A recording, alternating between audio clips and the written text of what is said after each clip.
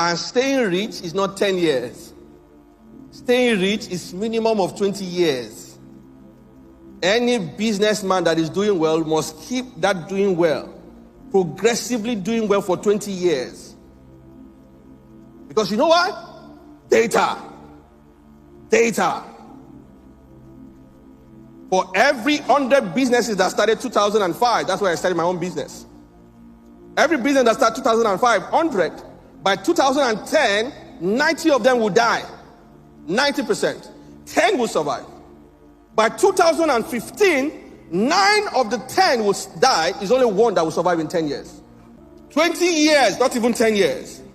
Because I was priding myself the fact that I've done 10 years. Then I saw one, it's 20 years. Said it was Harvard Business Review.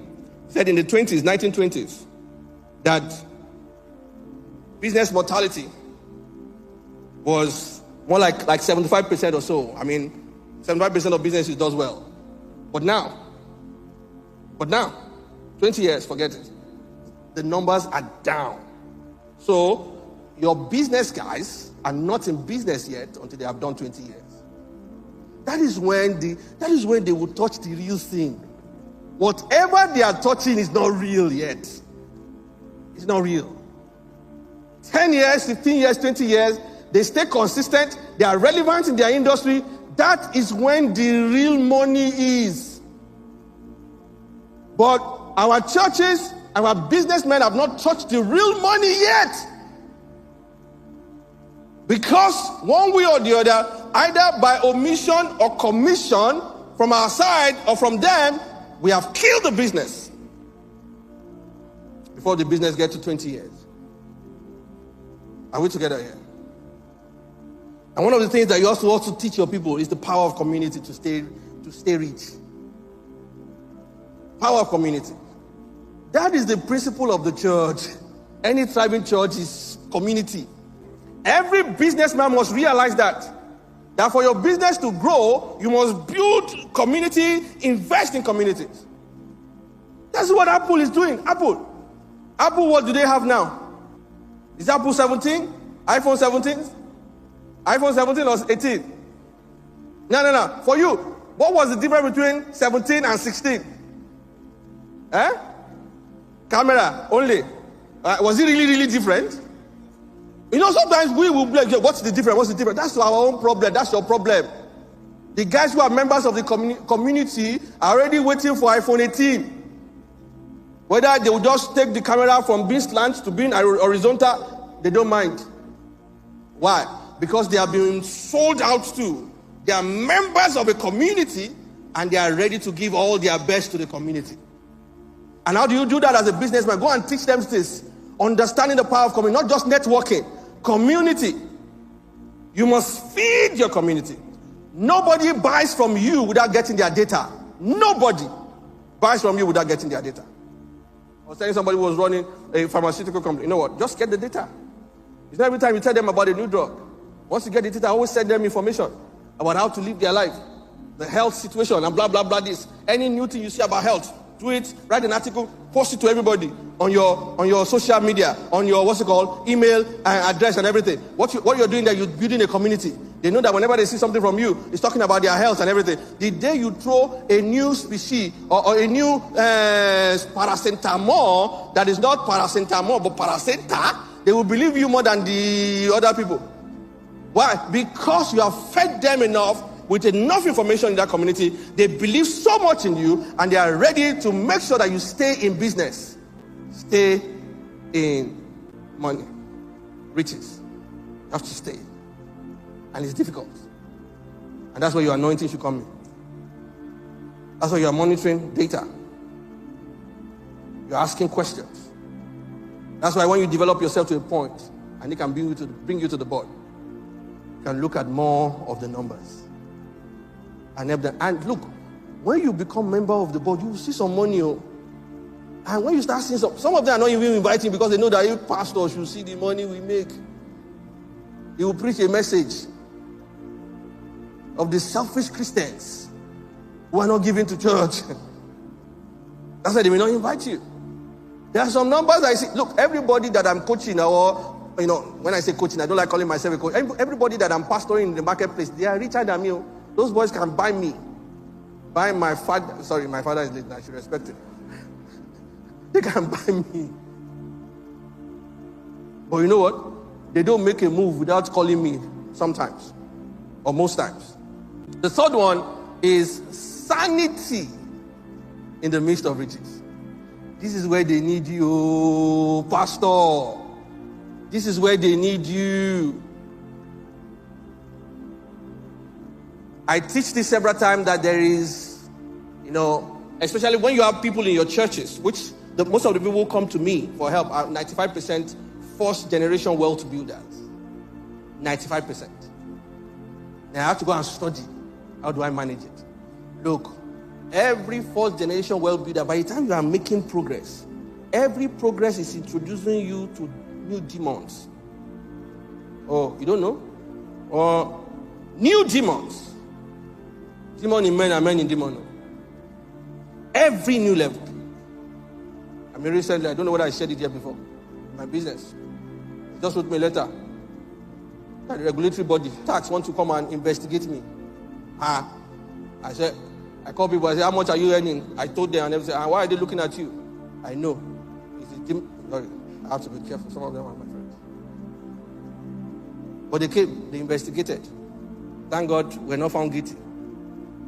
What am I trying to say? By the time you start making progress, once someone now told me that it's your billboard that is all over Lagos, that they came to check.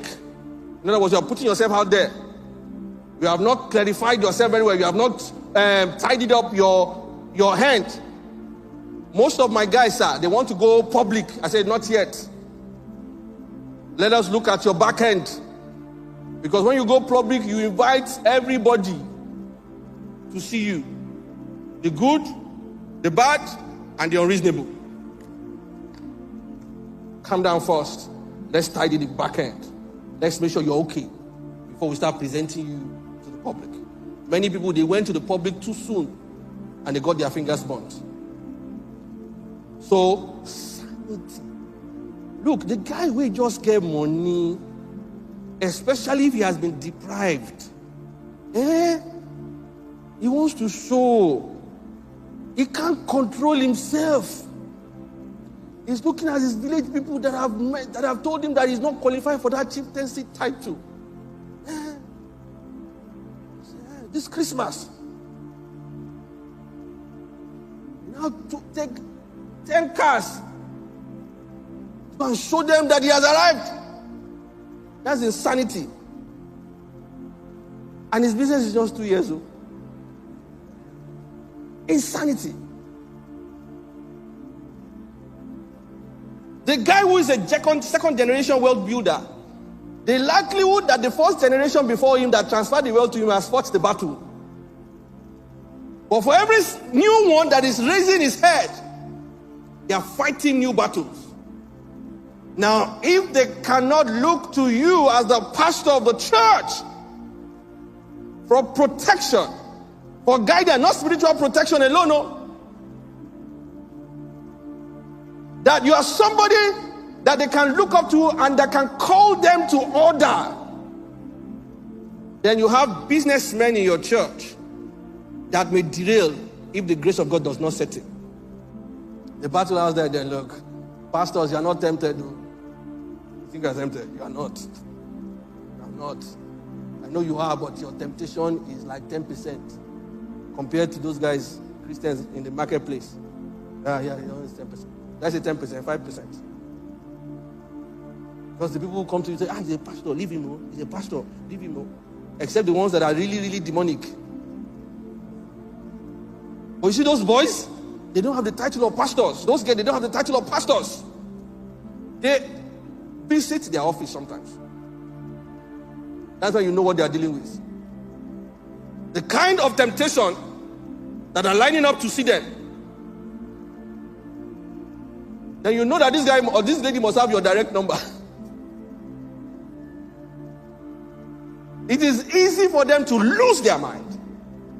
It is easy for them to be carried away. It is easy for them to be derailed. You must be there for them. And then they must be able to come to you when they get their fingers burned. You must have the mechanism, the process of restoring them back to life. Can you give them without tearing them apart? Every of their stuff they tell you is a sermon. You have to preach with it. You have to talk about it, so that other people can learn from their mistakes. While you are committing a mistake yourself. I'm not saying you treat them specially, but you treat them as a specialist who understand what is happening to them.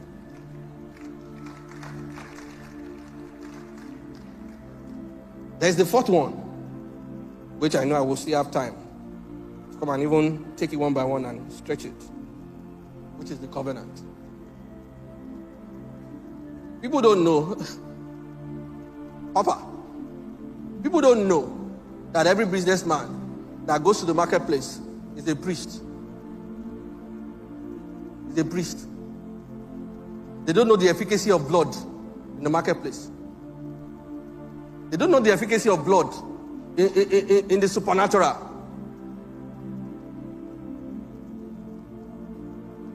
Your guys must understand their priesthood position in the marketplace. And every now and then, they must be researching based on the scriptures and the New Testament, the many tools that they can use in the marketplace to administer stuff. Many tools.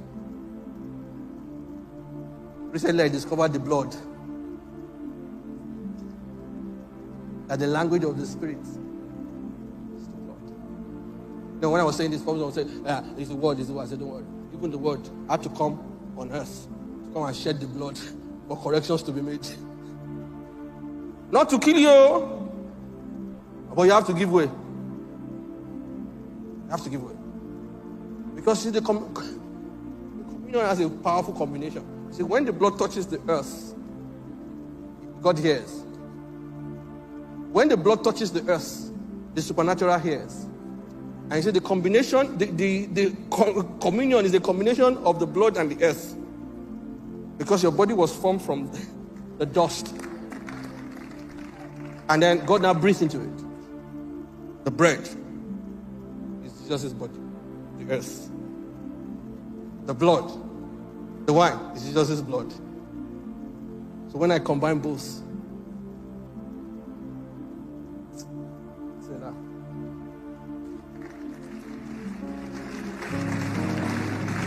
strong meat. There are some things that need to be taught in closer room. You know, that's why the Catholic, they do conclave. What happened in the conclave, they don't go out. You only see white smoke or black smoke. God bless you. For more content like this, like, subscribe and click on the notification bell to get notified of our weekly uploads. Thanks for watching. I'll see you in the next video.